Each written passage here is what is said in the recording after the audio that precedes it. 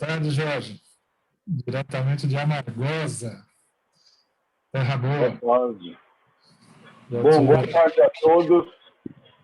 Sejam bem-vindos a mais um webinar. Hoje um webinar debate da Secretaria Regional do Interior Paulista da Sociedade Brasileira de Química, Valdemar Safiotti.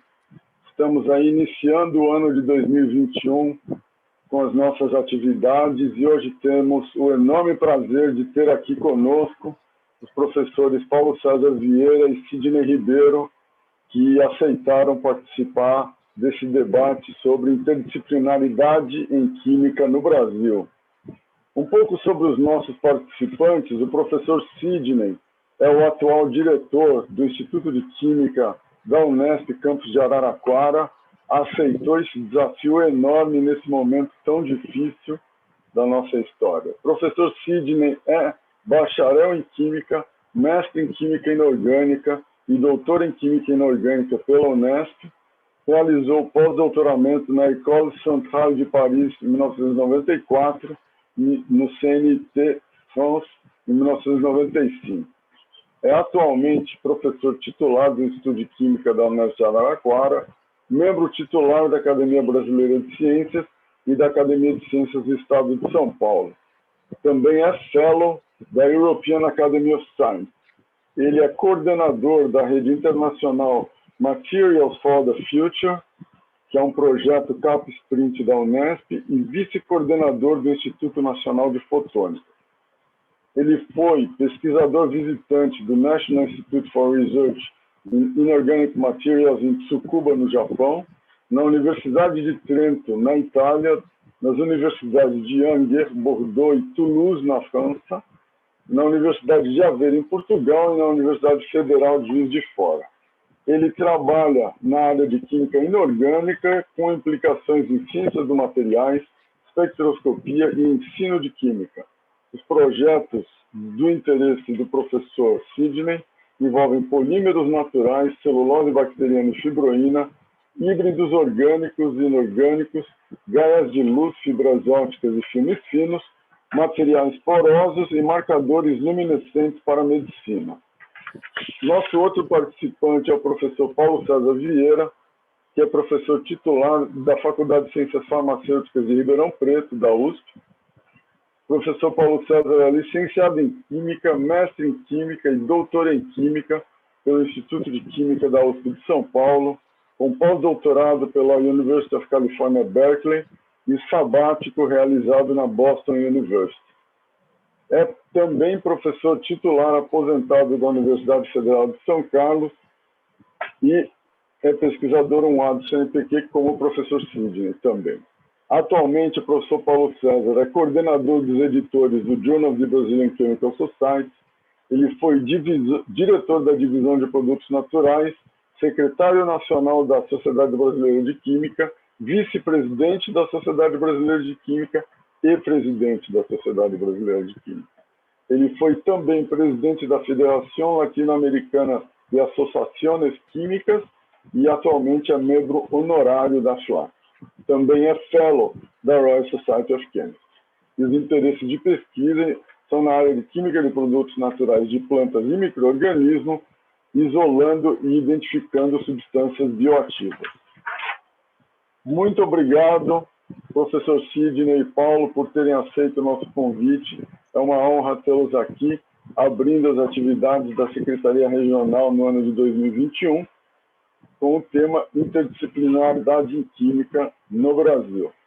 E aí, para começar esse debate, né, a gente já quer, de cara, lançar uma pergunta aí difícil para vocês. Qual que é o maior desafio para a gente promover e realizar interdisciplinaridade em química? Será que existe uma dificuldade de comunicação entre as especialidades de química? Ou será que existem um pouco ideias preconcebidas dos pesquisadores de cada especialidade que faz com que talvez essa interdisciplinaridade não seja tão efetiva? Professor Sidney.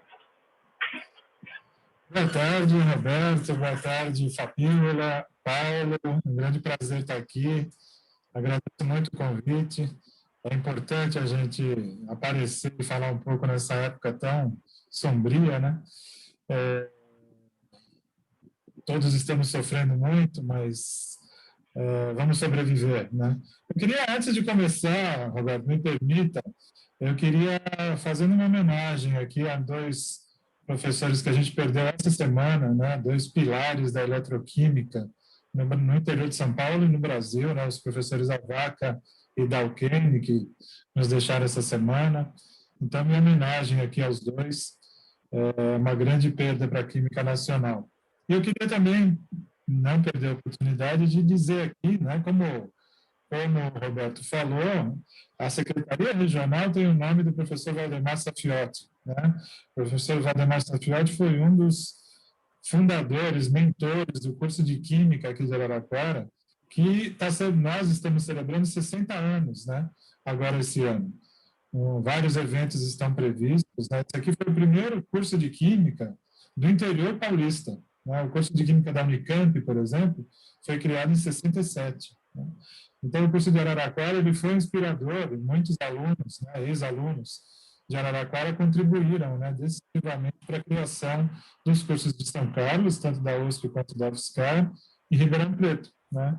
Mais recentemente, essa contribuição também levou à criação de outros cursos de Química da Unesp, em Bauru, Presidente Prudente e São José do Rio Preto. Né? Antes de começar a falar, eu queria dizer que a gente se sente obrigado, né, a combater esse obscurantismo que nos assola. Né?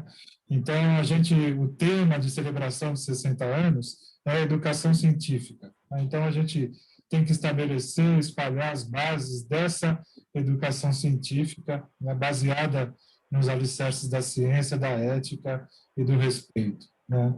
Nosso grande objetivo na universidade pública sempre foi né, a formação mediada pela pesquisa de alta qualidade de recursos humanos, de alto nível, em nível de graduação e pós-graduação. Aqui em Araraquara, a gente tem feito muito bem isso.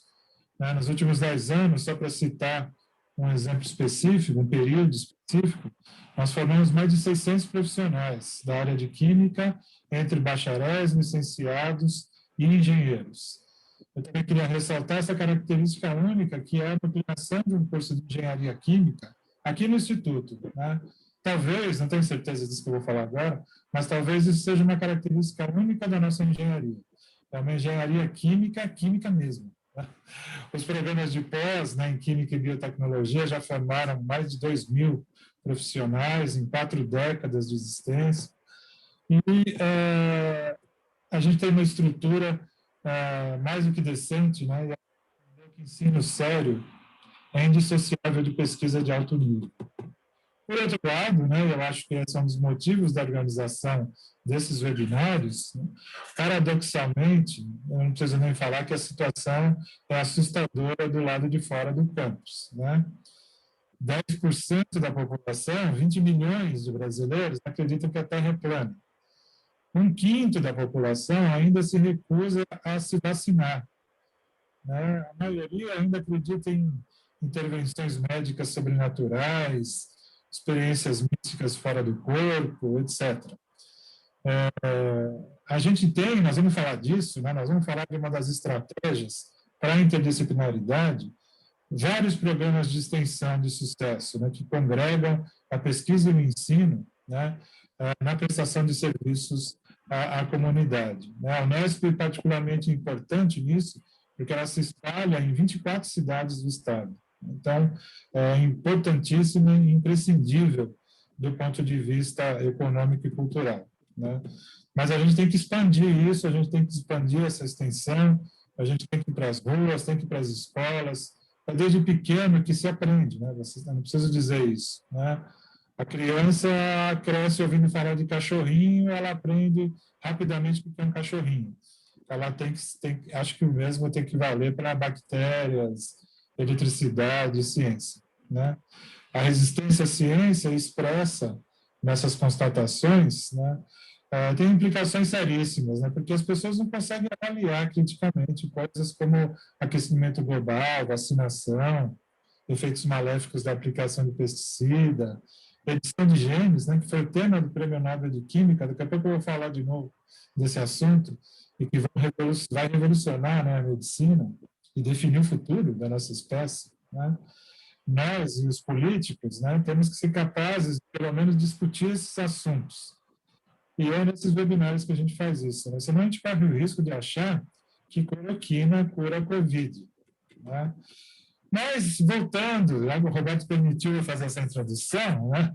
Voltando para a pergunta, a gente sofre um pouco com a compartimentalização, né? Da ciência de uma maneira geral.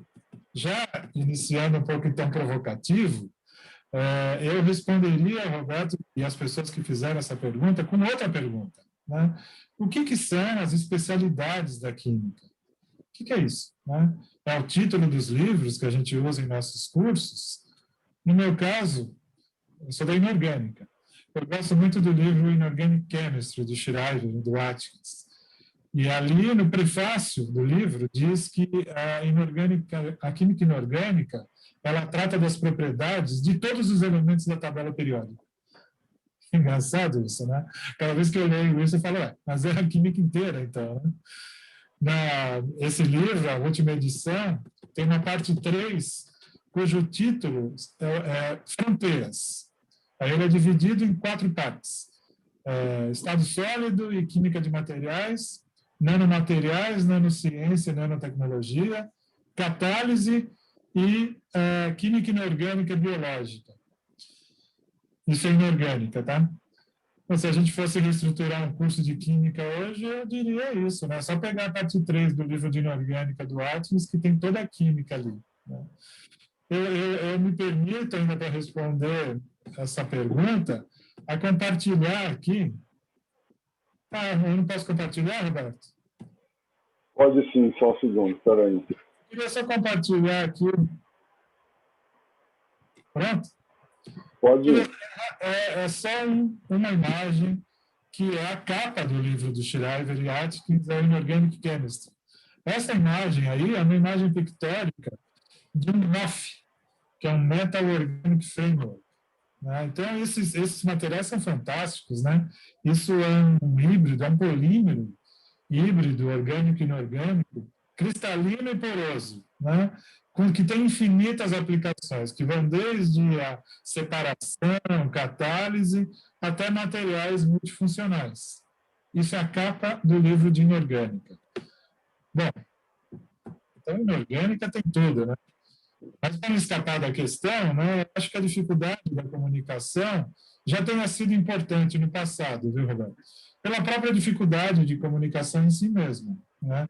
Eu diria não pelas áreas propriamente ditas. Essa dificuldade não existe mais, né? Esses debates, esses webinários são uma prova disso. Eu estou aqui quietinho no meu quarto, em lockdown, e está todo mundo me ouvindo, né? E o mesmo vale para as ideias pré-concebidas, né? Isso tudo vai por água abaixo quando a gente dá um prêmio Nobel de Química para uma engenheira fantástica, né? Como a Frances Arnold.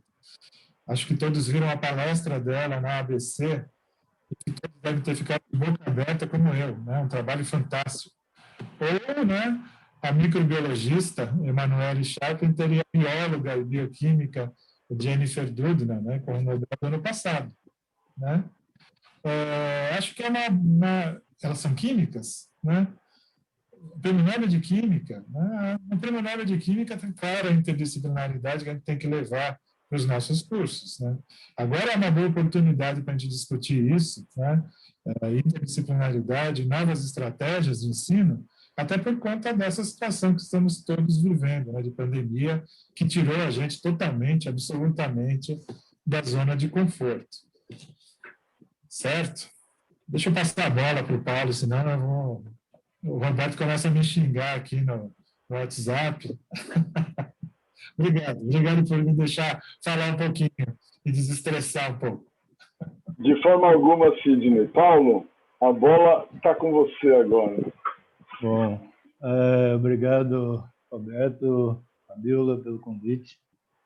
Acho que já é um desafio participar de uma atividade dessa, mas quero fazer das palavras do Sidney, das palavras iniciais, as minhas, render uma homenagem aos nossos colegas, nossos amigos que nos deixaram recentemente, dois argentinos atuantes no Brasil na área de eletroquímica. Certamente a eletroquímica está um pouco mais triste e um pouco menor com a morte dessas duas pessoas. Quero render minhas homenagens à Secretaria Regional da SBQ, Valdemar Safiotti, do interior, por essa iniciativa de promover esses webinários. Eu estava comentando rapidamente com o Roberto que se teve uma coisa que nós aprendemos a fazer nessa pandemia foi comunicar à distância. E essa comunicação à distância permitiu que nós abríssemos, né, nossas fronteiras, né, que nós levássemos os nossos conhecimentos e pensamentos a um grande número de pessoas que certamente não teriam oportunidade de compartilhar conosco nessas ideias se não fossem essas novas ferramentas que surgiram. Então, parabenizo, congratulo-me com vocês pela iniciativa, que eu acho que é excelente. Sobre a questão em si, Roberto, eu vou ser bastante pragmático e talvez um pouco lacônico, mas o que eu queria dizer sobre esse tema de interdisciplinaridade é que já em 2003, a SBQ, já que a SBQ eu sei que vai ser mencionada mais à frente, ela escreveu um documento que ficou bastante conhecido na comunidade, talvez não tanto quanto nós gostássemos, que se chamou, né, o documento se chamava 6 eixos mobilizadores, ou eixos mobilizadores da química, e esses eixos foram discutidos por um tempo bastante longo, e o documento final saiu na forma de um artigo na revista Química Nova. Então, entre os 6 eixos mobilizadores da química que nós vimos naquele momento, estavam treinamento de pessoal altamente qualificado, descentralização e desencorajamento da endogenia institucional, estímulo ao empreendedorismo e interdisciplinaridade. E naquele momento, nós falávamos disso. Além de financiamento garantido para a ciência e tecnologia, interação proativa da academia com a atividade econômica e remoção de quaisquer gargalos institucionais. Toda vez que eu tenho a oportunidade de voltar a esse tema, eu fico imaginando como o documento foi escrito há 18 anos é tão atual. Quer dizer, nós vemos hoje, nós estamos aqui nessa reunião, nesse webinário, discutindo interdisciplinaridade. Nós vemos aqui assuntos como estímulo ao empreendedorismo, que é um assunto que está todo dia no nosso meio, financiamento garantido para a ciência e tecnologia. Parece que nós éramos sonhadores, né?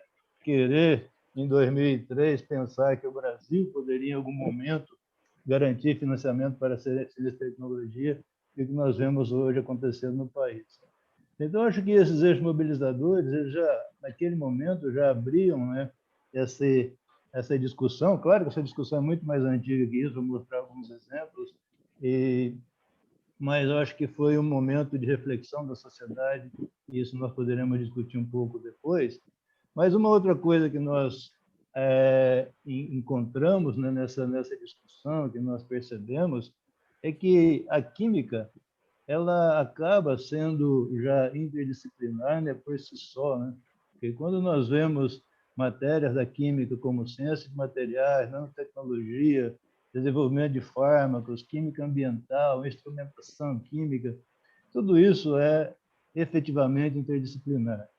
O que talvez não caracterize um pouco melhor essa interdisciplinaridade, eu acho que é a dificuldade que se tem para encontrar temas que possam agregar, ao mesmo tempo, diferentes saberes. Para você encontrar esse tema, certamente é preciso ter liderança, é preciso ter conhecimento amplo e, nesse aspecto, né, saber com quem você compartilhar essa liderança, esse conhecimento amplo.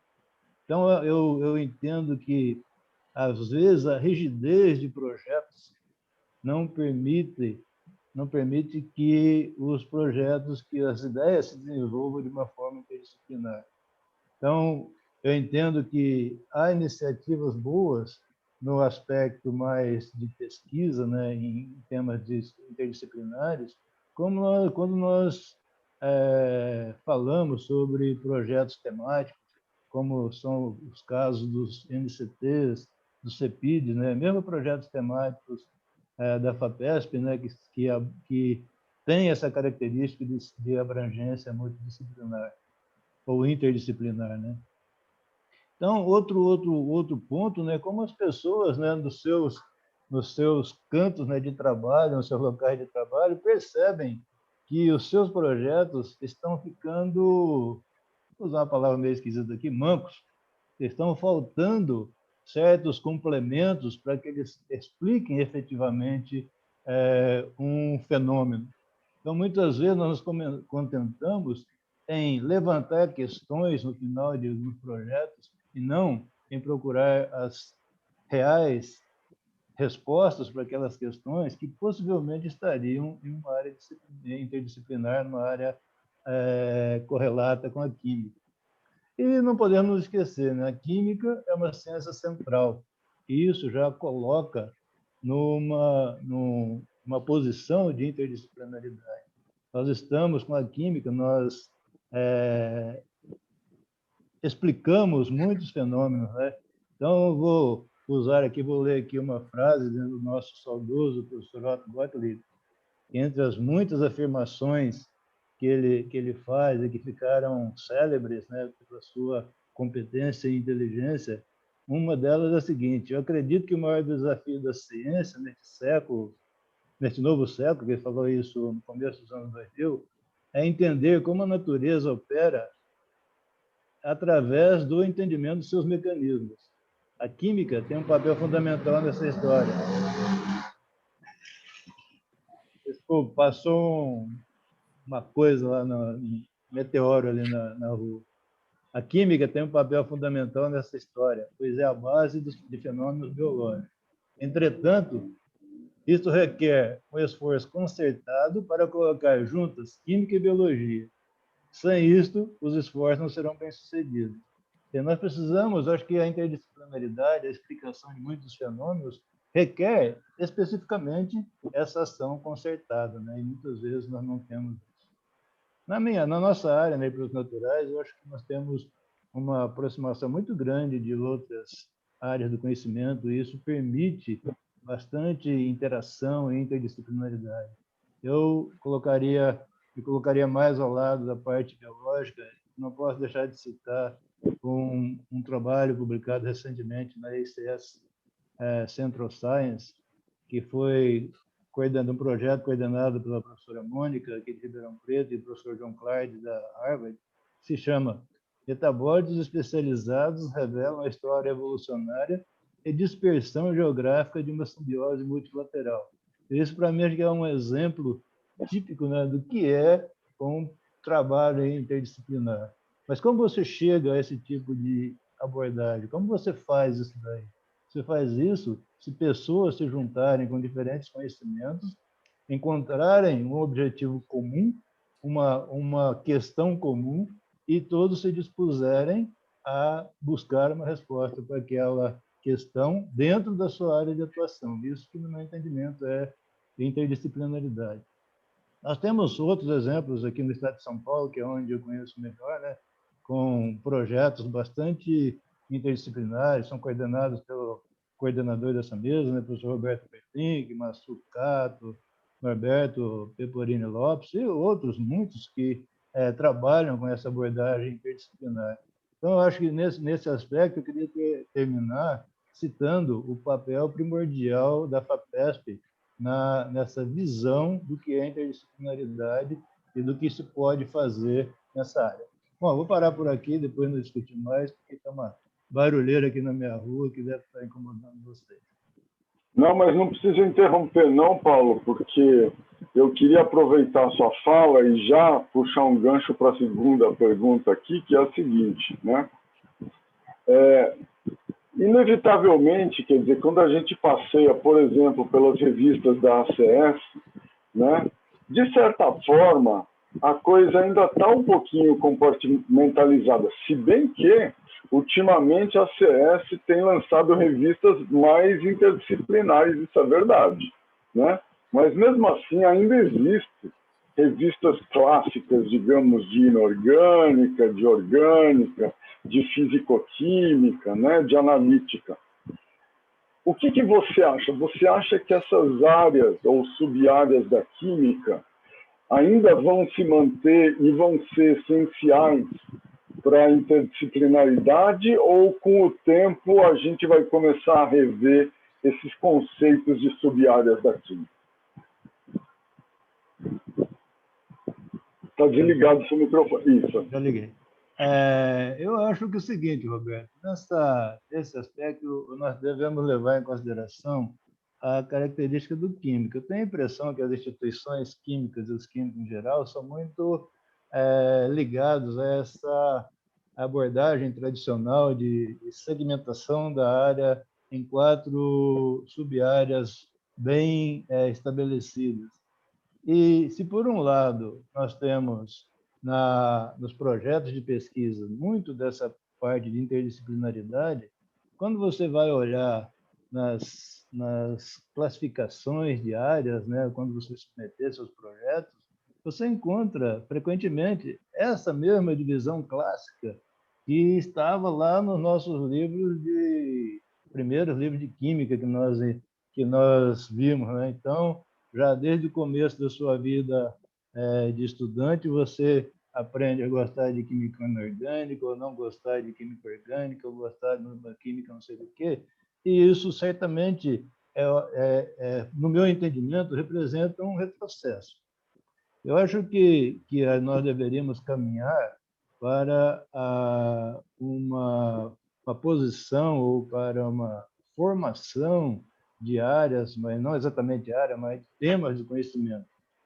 Só que eu encontro e percebo que há uma grande relutância, né, da comunidade para aceitar esse tipo de coisa.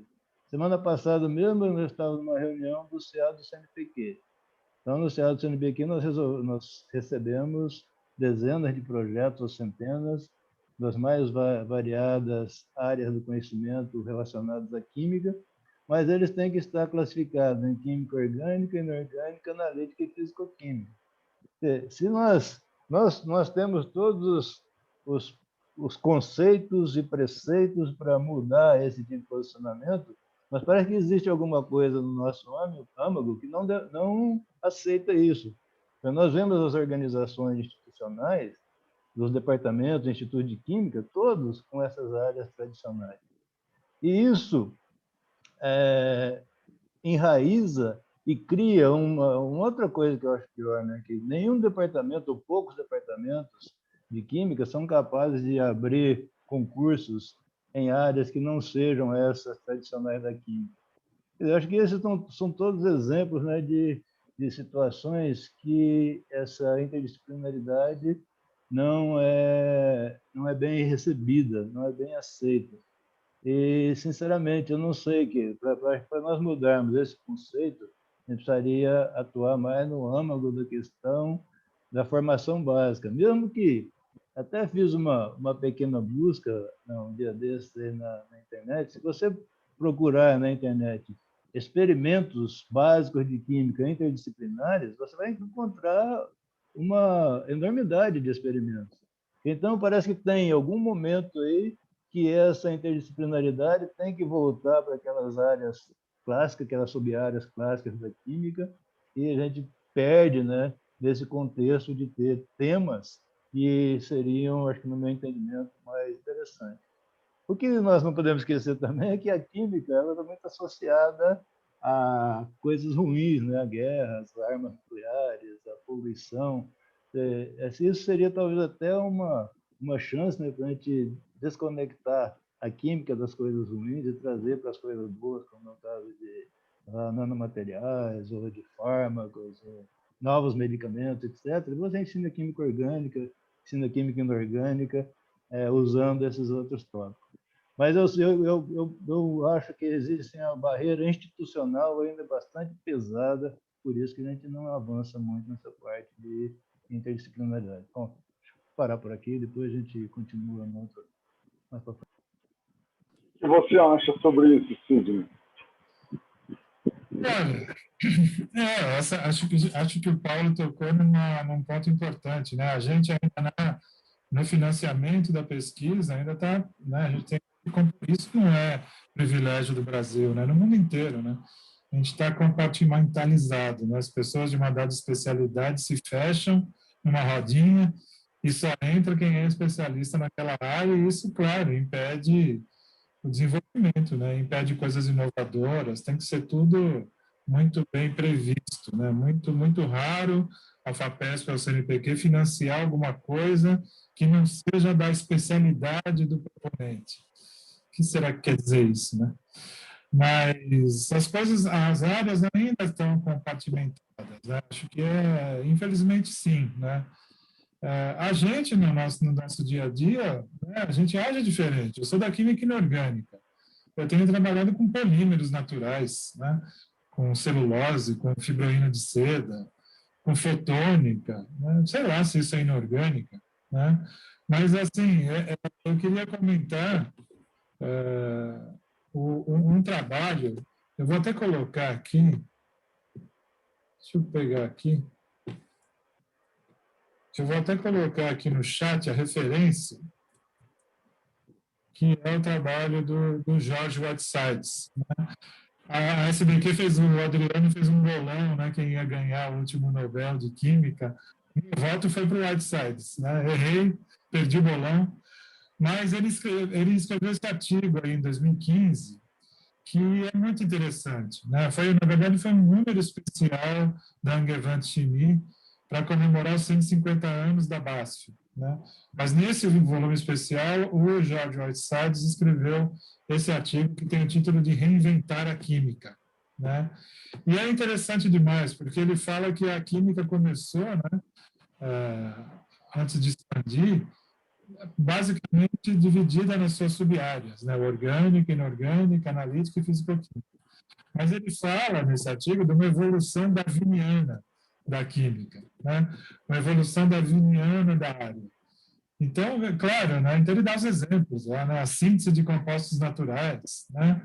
Ela pode ter sido resultado, né? A gente pode discutir isso, né? Ela pode ter sido resultado da existência dos novos métodos instrumentais, né? De separação, espectroscopia de massa, RMN, difração de raio-x, tudo isso que tornou possível, né, a identificação das estruturas. Né? Da mesma maneira, a combinação de orgânica e inorgânica e novos métodos estruturais, catálise, levou ao que a gente chama hoje de química de organometálicos ou catálise de organometálicos. Né? A química e a biologia se fundiram para criar a bioquímica. Né? A química de materiais, onde eu me rotulo, que eu trabalho na química de materiais, foi outra coisa que foi produto, né, da discussão entre o que é aplicado e o básico, né? A necessidade por novos materiais levou à definição dessa nova área, né? Então a gente tem que ter claro que a química de hoje ela é só um parente muito distante, né, do que vai ser a química daqui a 50 anos, né? A química, como uma forma geral, e os cursos, consequentemente, tem que estar atentos com os problemas da sociedade, né, que ainda são os mesmos. As mudanças climáticas, a produção de energia, saúde, né? A gente tem que atacar isso imediatamente. Né? Para quem puder dar uma olhadinha nesse artigo do Whitesides, ele coloca uma lista lá de 24 pontos, né, de perguntas a serem respondidas, né? Então, quais são as bases moleculares da vida, né? Como é que se originou a vida? Como que o cérebro pensa? E assim por diante, né? Então, eu acho que é muito instrutivo dar uma olhada lá no livro do Whitesides, quando ele fala dessa evolução darwiniana da nossa área e como é que isso vai acabar, né? A gente já tentou, né? A gente a gente já tentou fazer isso, né? A gente tenta fazer isso, né? A gente tenta integrar os nossos cursos, né? De uma maneira que seja interdisciplinar, mas a gente esbarra até no corporativismo dos departamentos, né? E na própria dificuldade em si. Então, hoje, a gente está tentando resgatar essa integração, né? Isso é uma orientação geral das universidades, né? O plano institucional da Unesp, que foi proposto ano passado para 10 anos, deixa isso muito claro, né? Essa interdisciplinaridade, ou muito mais que isso, essa transdisciplinaridade, né? O próprio Sérgio aí colocou no chat, eu acho que todo mundo vê o que está no chat, né, Roberto? Em princípio, sim. O Sérgio, né, o Sérgio Machado, um abraço aí para o Sérgio, botou uma mensagem aí, né, dessa necessidade de se permitir ao estudante para ter acesso a conteúdos de filosofia, sociologia, ciências biológicas. Claro, né? É isso que vai mudar nos nossos cursos, né? A gente tem que mudar, a gente tem que formar o cidadão, né? Acho que muito mais privilegiar a, a, a formação do indivíduo no sentido de saber resolver problemas do que de conteúdo propriamente dito, né? Então, eu acho que a gente vai ter que cortar a carga horária, a gente vai ter que repensar nossos cursos e pensar mais nesse sentido mesmo, da formação do cidadão, né? E deixar várias opções, né? Porque o que a gente vai fazendo ao longo do tempo, pelo menos é o que eu tenho assistido, é incluído, né? Novas coisas vão surgindo, inclui no curso, inclui no curso. O nosso curso aqui de Araraquara chegou a ter 4.000 horas. Isso é um absurdo, né? Então, é difícil cortar carga horária, é difícil enxugar currículos, mas tem que ser feito. A gente tem que fazer esse esforço, até nesse sentido, nessa direção, de tornar, né, a coisa mais interdisciplinar. Acho que é isso, por enquanto. Aproveitando esse gancho também do Sérgio que ele colocou, né? Então, assim, fica um pouco essa ideia, né? Essa sugestão, enfim, de que talvez fosse interessante a gente discutir um pouco melhor esse desenho compartimentalizado do ensino de graduação e até de pós-graduação, porque ainda é, né? Ainda é bem compartimentalizado. Então, o que vocês acham disso? Sidney, Paulo, o que vocês acham? A gente deveria pensar melhor o ensino de graduação, de pós? Sidney. Com certeza, né? Com certeza. Eu acho que, pelo menos, né, para tornar as coisas um pouco mais práticas, pelo menos no final nos finais, né, dos cursos de graduação e na pós-graduação, isso tem que aparecer, né? A gente tem coisas acontecendo que vão, copiando aí as palavras do Whitesides, vão levar uma evolução darwiniana da história. A gente está acompanhando a necessidade, por exemplo, de se acreditar a extensão, né? Isso no primeiro momento que foi proposto, acho que todo mundo vai ser obrigado a fazer isso, né? Eu, particularmente, né? Então, a gente vai acreditar os trabalhos de extensão. E isso tem número, né? Tem que ser 10% dos créditos em extensão. Quando isso apareceu, eu fui um dos que falei, pelo amor de Deus, ficou todo mundo doido, né? Como que a gente vai fazer isso? Em termos de carga horária, é um monte de horas, né? Mas, enfim, hoje eu mudei de opinião, porque eu acho que essa é uma ferramenta para tornar a interdisciplinaridade mais natural, né? Eu acho que é usar os trabalhos de extensão, aí eu aproveito para responder a pergunta que está aí nas questões do Zoom, da Cibele Secotti, né? Que ela estava falando do obscurantismo e se isso não é uma consequência da academia ser cada vez menos acessível, os trabalhos que se fazem na academia serem cada vez menos acessíveis. Concordo com a Cibele e é a mesma resposta, é só a gente tem que sair, né? Os trabalhos de extensão são cada vez mais importantes e eles vão ser cada vez mais importantes na própria formação dos estudantes, né? Então, eu acho que esse é um caminho, né? De incrementar a extensão, né? e fazer uma coisa que, na verdade, nós fazemos, né, aqui em todas as universidades da região, nós fazemos há muito tempo, que é colocar a iniciação científica como parte da formação. Para mim, é a parte mais importante, né? É nessa iniciação científica que a gente faz a verdadeira interdisciplinaridade, né? Então, eu acho que a gente tem as ferramentas e a gente pode incrementar essas ações para tornar, para ir na direção de uma interdisciplinaridade maior. Paulo. Bom, não tenho a menor dúvida que essa compartimentização ela existe, está aí para todo mundo ver. Eu acho que nós temos 2 níveis, ou talvez até mais níveis de compartimentalização. No nível que eu chamo de graduação, que é o nível mais básico, eu estou vendo uma experiência aqui na minha faculdade que houve uma reformulação total da base, né, de disciplinas. Então, foram criados módulos e cada módulo engloba conhecimentos de várias áreas diferentes. No mesmo módulo você tem química, tem fisiologia, tem física, é uma verdadeira revolução. E eu fiquei entusiasmado quando eu fiz. Claro que nós percebe claramente que as pessoas mais jovens, em geral, se adaptam melhor a esse tipo de proposta. Os mais antigos, nem tanto. Então, eu acho que esse é um dos problemas que nós temos. Então, talvez mexer na graduação, a forma, né, que nós olhamos a graduação, seja relativamente simples. E também na pós-graduação. A pós-graduação acho que é o nosso modelo mais simples de atuar de forma interdisciplinar.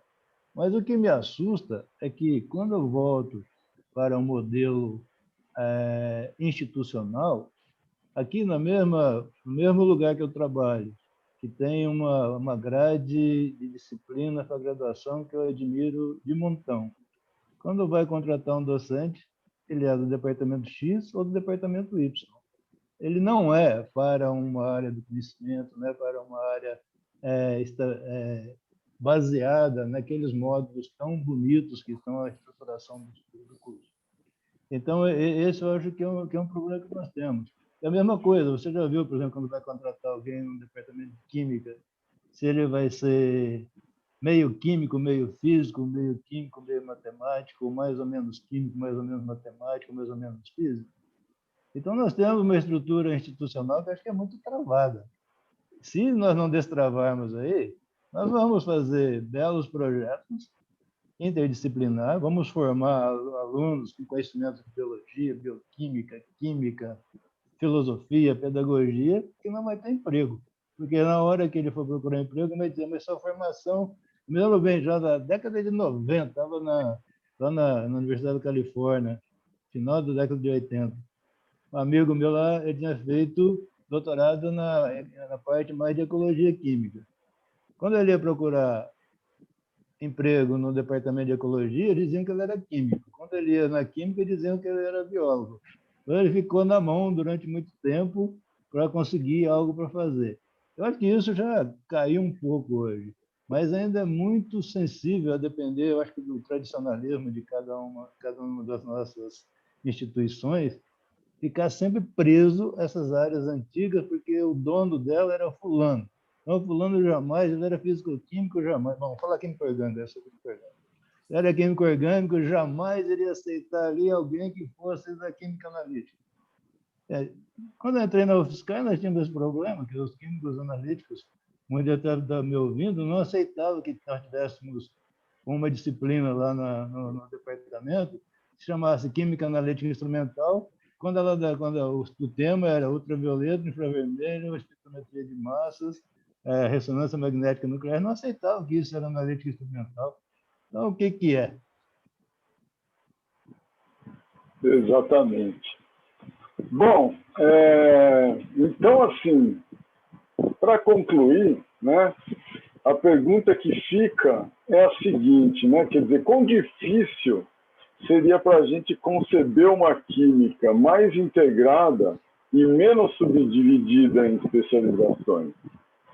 Será que seria mais uma questão de política institucional da SBQ, das instituições, dos programas de pós-graduação, ou seria mais uma questão cultural, no ver de vocês?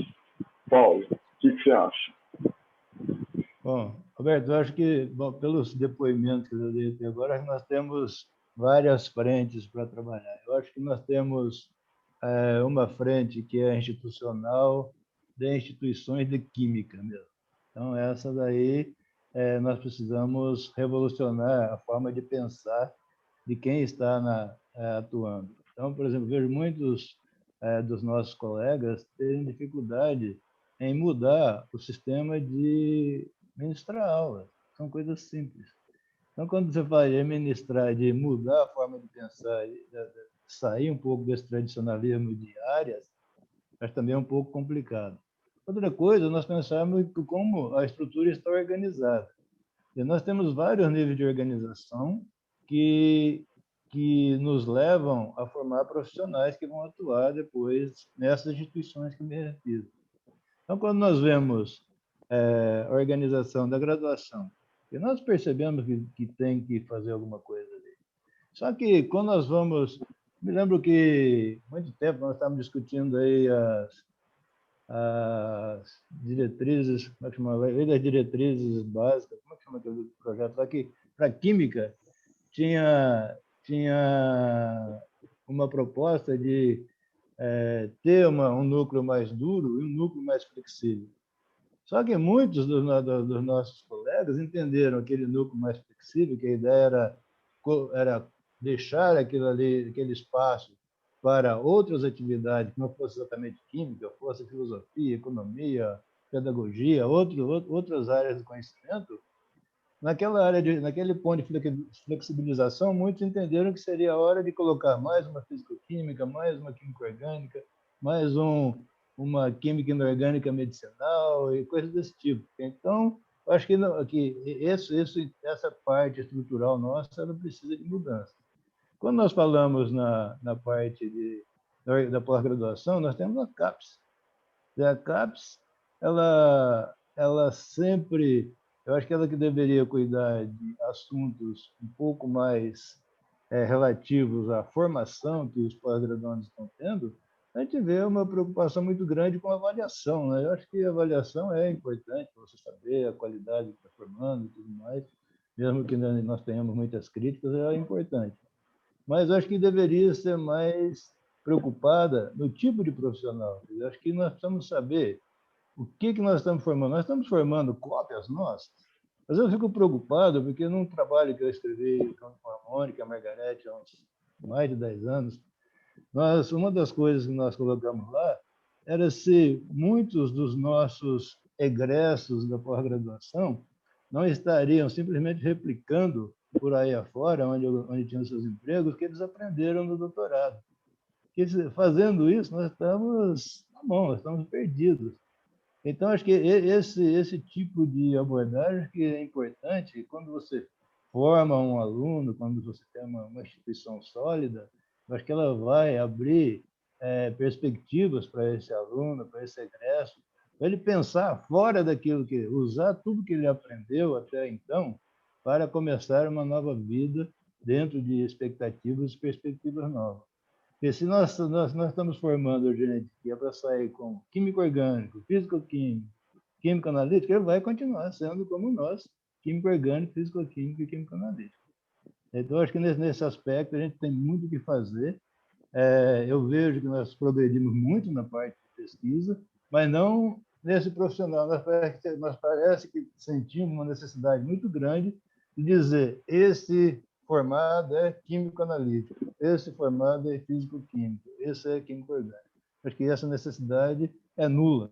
Nós precisamos de gente que conheça a ciência, conheça a química, que seja cidadão, que saiba, que tenha projetos, né, diferenciados e não simplesmente replicadores daquilo que aprenderam até então.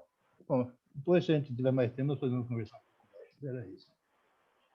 Não, Paulo, só um comentário, né, que é extremamente importante. Inclusive, né, existem vários comentários aqui no chat da dificuldade que muitas vezes existe de projetos que são submetidos a agências de fomento de serem avaliados se estão numa interface, se eles não estão numa área bem definida, né? O que você acha disso, Cid?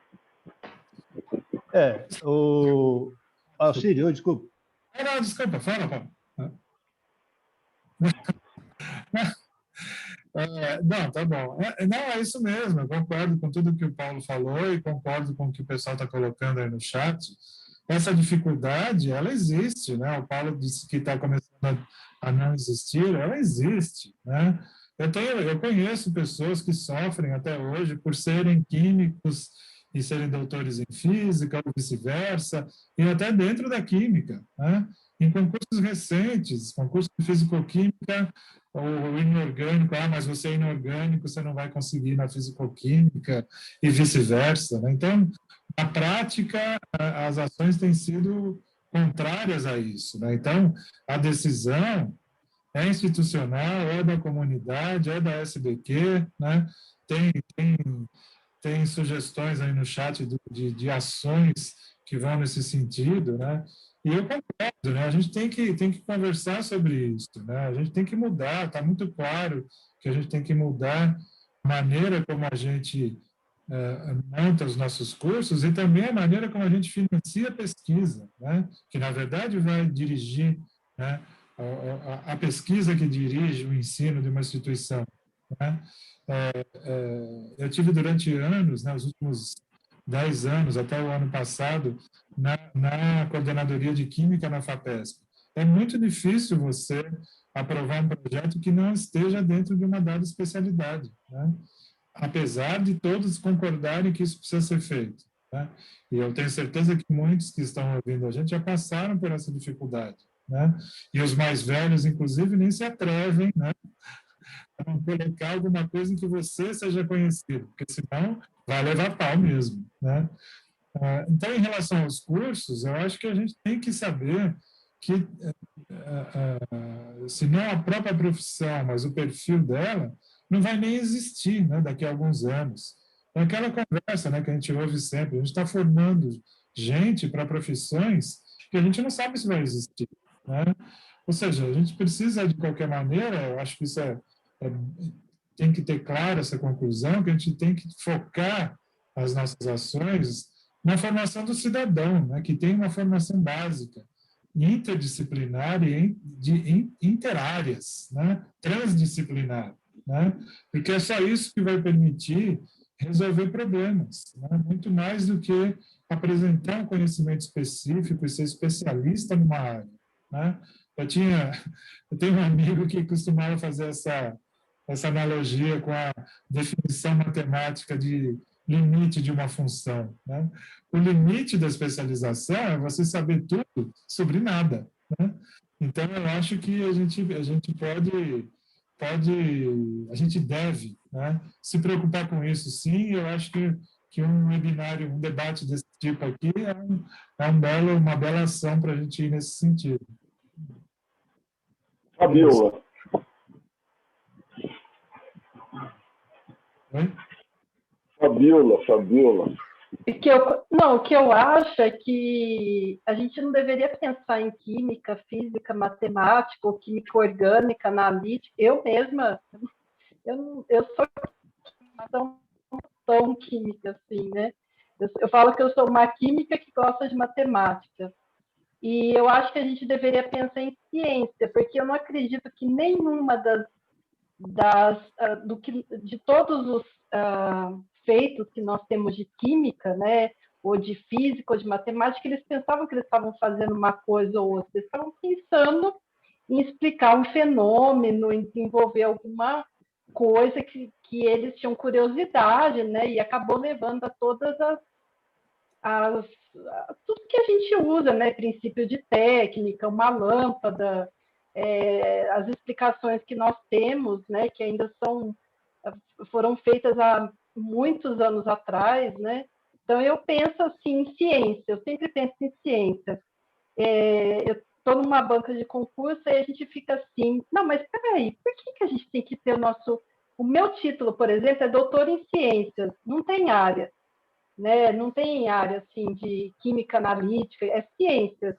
Então, eu penso assim, eu penso que a gente deveria ter um curso assim de enfoque em química, mas não enfoque numa área. A gente deveria pensar na ciência, né? Porque matemática é ciência, biologia é ciência, né? E está muito integrado com tudo que a gente faz na química. Hoje, eu estudo várias coisas que são relacionadas com agricultura. Assim, meu trabalho é muito multidisciplinar e eu acho que agora ele é transdisciplinar também.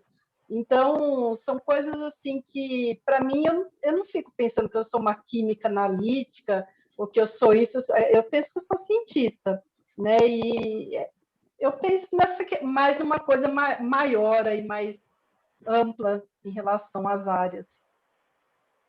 Inclusive, tem uma colocação aqui do Marcelo Queiroz, que está aqui no Q&A, que ele diz o seguinte, né? Que nesse momento de obscurantismo que as ciências humanas sofrem com os ataques, com desvalorização e corte de investimento, mais do que ciências exatas, né? Ele pergunta sobre a possibilidade de interdisciplinaridade entre química e as ciências humanas. O que você acha disso, Fabiola? Qual é a tua opinião? Eu acho que deveria ser assim também, ué, porque tudo é ciência, né? Como que você vai entender alguma coisa se você não tiver literatura para isso, né? E muitas pessoas se dedicam aos estudos, mesmo não entendendo dos fenômenos, elas se dedicam a estudar essas pessoas, né? Aos grandes cientistas, os grandes pesquisadores. Então, eu não sei, eu penso nessa integração também, porque tudo é ciência. Não consigo ver nem divisão de áreas, na verdade, assim, de humanas, ciências duras. Eu acho esse termo tão estranho, ciências duras, né? Química é uma ciência exata, matemática. Eu acho, eu não consigo ver as coisas dessa forma.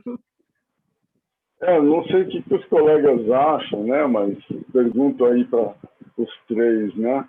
Eu acho que uma grande dificuldade, no meu ver, é justamente o químico, por um lado, né? Tentar identificar ali, fora do âmbito da química, uma maneira de enxergar um problema que seja um pouco menos química e um pouco mais de outra forma, por exemplo, no caso de ciências humanas, né? Quer dizer, se bem que eu acho que existem tendências nesse sentido, por exemplo, pensando um pouco em química ambiental, né? A química ambiental hoje em dia está muito relacionada com ciências do ambiente, né? E que afetam muito a vida das pessoas, né? Os impactos da química no ambiente, assim por diante. Então, eu acho que esse diálogo está começando a se estabelecer um pouco mais. O que você acha, Paulo? Eu acho que realmente está, Roberto. Eu acho que o que acontece na nossa vida e essa história esse assunto, né, de desvalorização das ciências humanas ou menos que as ciências exatas, é que no mundo, né, de pouco conhecimento, há uma tendência a achar que tudo que cria roda é mais importante do que faz pensar por que a roda roda, se roda para frente ou roda para trás. Então, acho que esse é o ponto que nós vivemos hoje, né? Nós temos ainda uma outra questão, que é a questão dos conselhos, né, de classes, né? Esses conselhos são também muito rígidos, né, muito duros, né, na classificação, mas especificamente nessa desvalorização, né, menor valorização das ciências humanas, eu tenho uma brincadeira que eu faço, eu mesmo estando gravado, eu não vou deixar de fazer, eu digo que a ciência está dividida em duas, as humanas e as desumanas. Porque dá a sensação, né, que tudo que não é ciência humana, ela tem assim, uma parte perversa, má, complicada, difícil. E as ciências humanas são aquelas que trariam bem-estar para a pessoa, para a alma, para o coração, para a mente. E é difícil você imaginar que alguém vai ser muito produtivo em uma área se ele estiver mentalmente perturbado, se ele estiver com dificuldade de socialização, se ele tiver dificuldade de relacionamento. E como que você pode pensar que ciências humanas não fazem parte do conhecimento científico e da relação interpessoal, se ela é o que vai dirigir qualquer possibilidade de êxito de uma pessoa, né? Então, acho que infelizmente, nós ficamos com a falsa sensação de que as ciências exatas e as ciências mais duras são aquelas que trazem resultados mais práticos, quando, na verdade, o que não pode fazer, o de prática, tem um monte de malucos aí que acham que estão resolvendo problemas quando não estão resolvendo nada e simplesmente fazendo perpetuar ou criar um novo contexto que as pessoas supervalorizem determinadas áreas e deixem outras no Sidney. Concordo totalmente, né? Gostei da questão aí do Marcelo Queiroz, né? O problema que a gente está vivendo hoje, né? É de medicina ou é de ciências sociais, né? Acho que a gente tem que investir, sim, em ciências humanas, a gente não pode deixar disso, né? A gente esqueceu o que quer dizer PhD, né? A gente esqueceu a filosofia na área de ciências exatas, né? Isso é muito sério, é muito grave, né? Com consequências muito ruins, né? Então, eu acho que é por aí mesmo, né? A gente aproveitar a nossa estrutura de campus, né? Apesar que aqui em Araraquara o Instituto de Química não é no campus, né? Mas em outros lugares onde há um campus com diferentes áreas, né? Isso é muito interessante. Eu gosto muito de dar um exemplo, acho que só as pessoas da Unesp que vão entender. A Unesp tem um campus em São Paulo, na frente da estação Barra Funda, do metrô, onde fica o Instituto de Física Teórica. O Instituto de Física Teórica ele não tem curso de graduação, é só pós-graduação em Física Teórica, né? E tem dois prédios naquele campus. Um é do Instituto de Física Teórica e o outro é do Instituto de Artes, que tem tinha, pelo menos, uma lona de circo na frente do prédio. No meio dos dois prédios tem uma cantina, que é o restaurante, a cantina que os dois prédios usam. É uma experiência única você ir lá e ver os grupos, né? Os grupos de físicos teóricos, os nerds de um lado, e os artistas com cabelo verde, piercing no corpo inteiro do outro, sem interagir, né? Então, sempre que eu ia, agora eu vou pouco lá, mas teve uma época que eu ia bastante lá. Falei, gente, vamos botar esses dois grupos para conversar, que a gente resolve todos os problemas, né? E isso é o espírito disso que a gente está conversando hoje, né? A gente tem que abrir a cabeça e tem que colocar filosofia, sociologia, geografia, né? Dentro das áreas de ciências exatas, dentro da química, da física e da biologia, né? Acho que é por aí. Porém, existem duas provocações aqui no chat do professor Romeu, que pergunta o seguinte: será que a interdisciplinaridade de excelência não requer especialidade de excelência? E uma outra colocação que ele faz é a seguinte: nos currículos dos nossos cursos, será que a ênfase no interdisciplinar não requer a base das especialidades?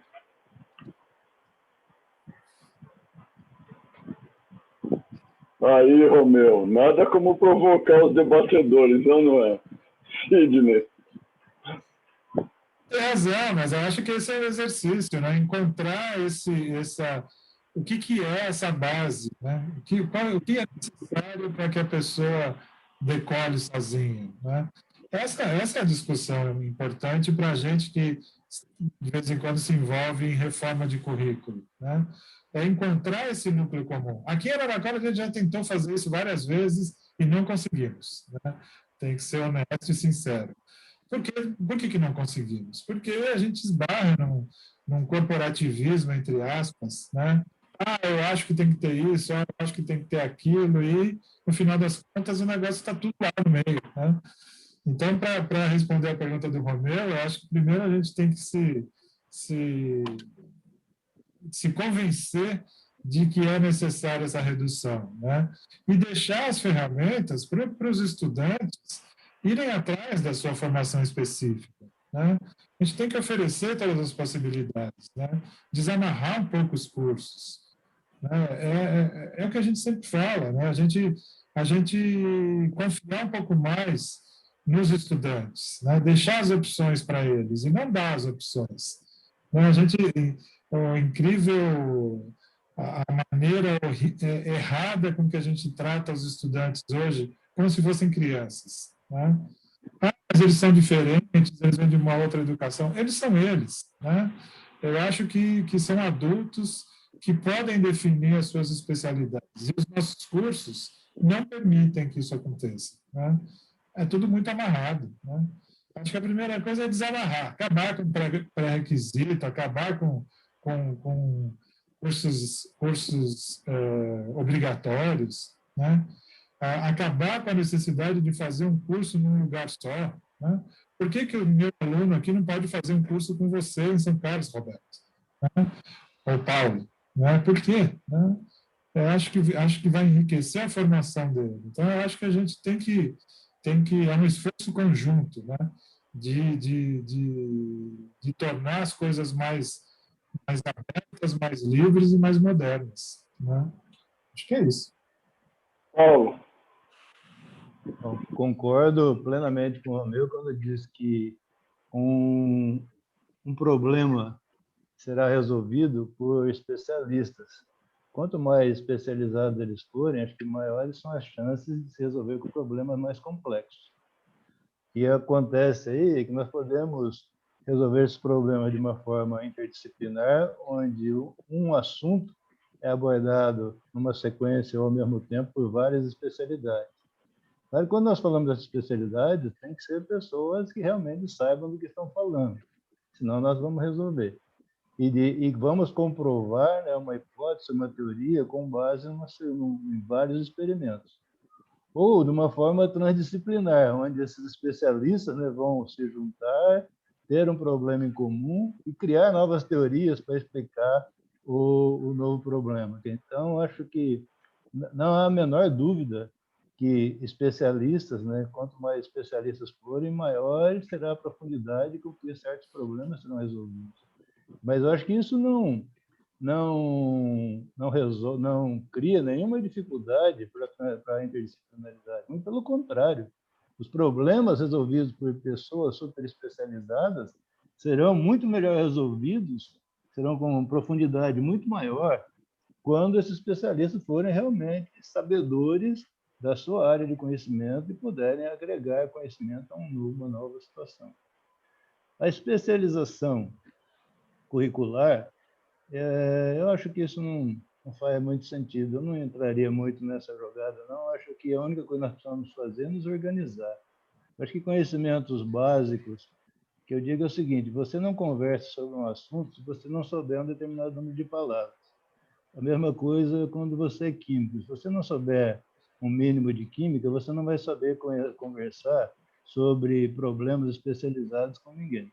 Então, ainda acho que, claro que ela pode, que a grade química na de disciplinas da graduação, ela deve ser totalmente reformulada no meu conhecimento, no meu entendimento, mas eu acho que nós precisamos ter conhecimentos básicos, precisamos ter estrutura onde você vai colocar os pilares da especialização posteriormente.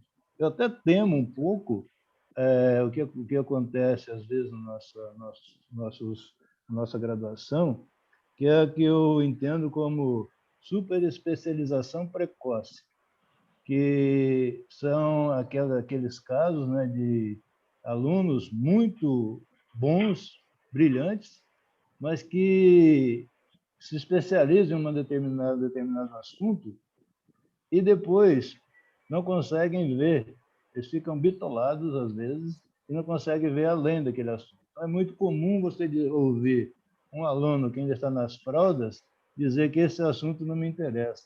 E qual o assunto que não me interessa?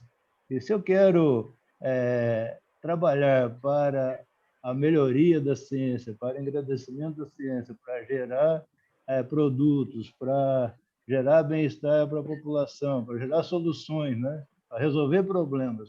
Como um problema não te interessa? Como esse assunto não te interessa? Então, acho que esse, para mim, são duas coisas diferentes, né? Que essa especialização na graduação eu não concordo muito, acho que você tem que ter pilares, né, para se sustentar, mas, na sequência, claro que isso vai acontecer naturalmente. Bom, excelente. Eu gostaria de parabenizar e agradecer a participação de todos, né, dos nossos dois debatedores, da Fabiola e de todos que vieram assistir e participar. Achei que foi um debate extremamente rico. Como eu falei no início, a gente vai disponibilizar esse vídeo no canal da SDQ, vai ficar também no meu canal institucional. E eu gostaria de convidar todos a assistir e participar do webinar debate da próxima quarta-feira, às 14 horas, sobre produção científica, quantidade versus qualidade em debate, entre os professores Marcelo Nobel, que ainda é o atual reitor da Unicamp, e o atual diretor científico da FAPESP, professor Luiz Eugênio Mello. Muito obrigado para todos, uma excelente tarde. Paulo, Sidney, Fabiola, muito obrigado aí pela participação. Obrigado. Tchau. Obrigado.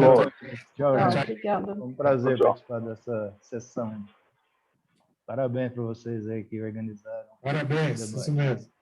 Obrigado, Paulo. Sidney, pelas ideias muito interessantes. você. Gostei. Falou. Tá bom. Falou, gente. Um abraço, então. Tchau, tchau. Tchau, tchau. Tchau.